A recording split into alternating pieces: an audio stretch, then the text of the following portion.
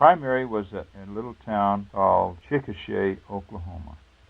This was a little town, and it was a civilian flying school, and it was probably a town of total population of 10,000, 5,000 which would be servicemen. This flying school had these low-wing planes, as you've seen in the pictures.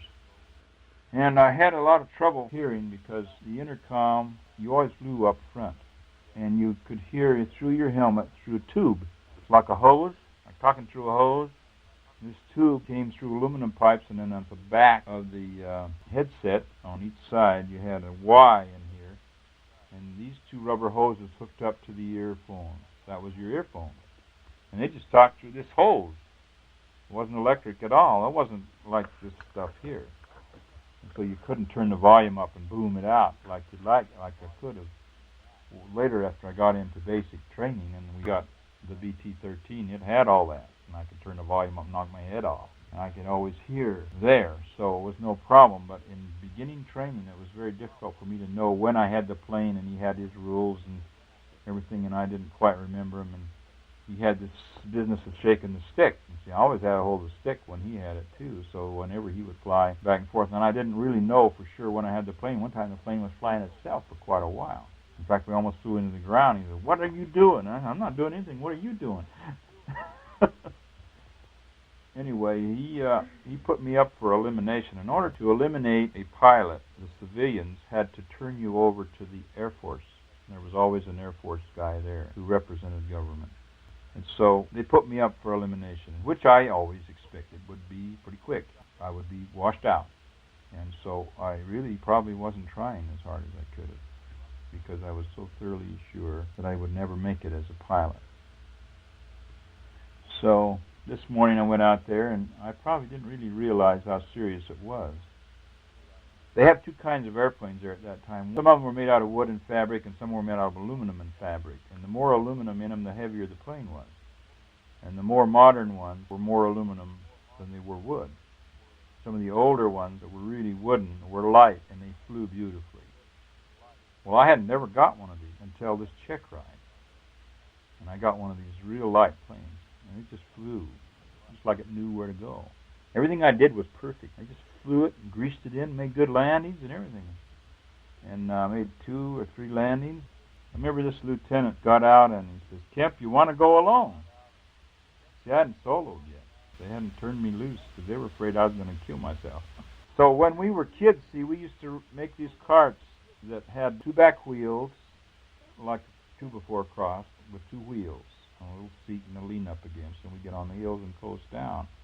And we put our feet on this cross 2x4 in the front, and we wanted to turn right while we pushed the left foot forward, and the 2x4 would come back and turn right, right? Okay, with a post down the middle. So it was just absolutely opposite to what the airplane is. You want to turn right, you push right. Well, the other way was the opposite, and I'd learned this thing is coasting down hills, and I couldn't keep it straight. And so I kept thinking the brake. If you stop the right brake, it's going to pull the right side of the plane around. You're going to turn right.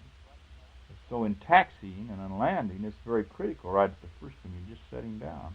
You don't get that tail going the wrong direction. And I was having a little problem with this steering. I was always afraid of ground looping, which is when you start around, you get mixed up on which direction you push, and you push with it. And then you go on around, and you get a wingtip off, and you tear it up, or you nose it over. And so I said, "Yes, sir, I'll fly it."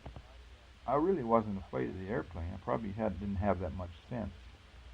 So he got out, and he waved me off. And this was out at the auxiliary field, so we'd leave the main field, which had the concrete and the blacktop and everything where we landed there. And we'd go out to these little auxiliary fields, which were 4 or 5 miles away from the main field.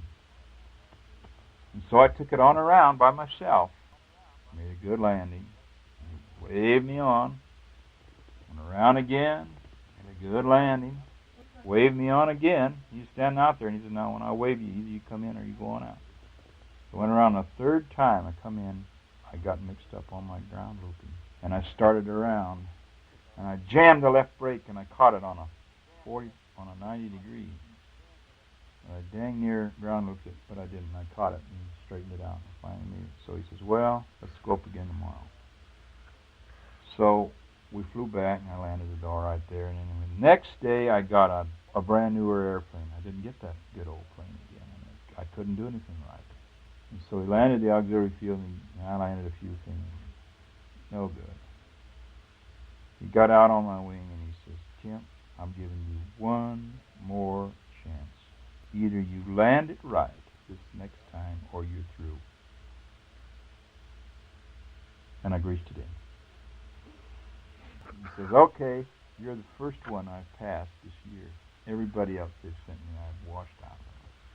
So that's how serious it was. And I probably disliked me. I don't know what else. He tried real hard to pass me. Anyway, I took that airplane up right after that, an hour of solo. I took it up to 11,000 feet. That's pretty high for a little old trainer. And I spun it, and I looped it, chandelled it. I like to rip the wings off of it.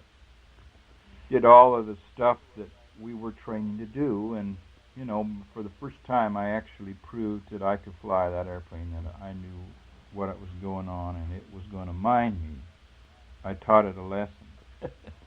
I became the boss of the airplane.